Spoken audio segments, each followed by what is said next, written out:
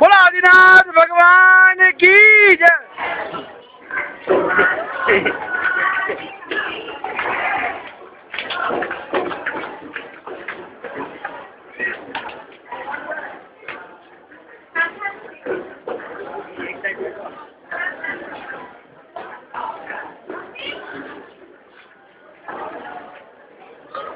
वैसे इसके लिए बनाए अभिषेक के लिए हटा देंगे अभिषेक के बाद। चारों कैसे खुलेंगे?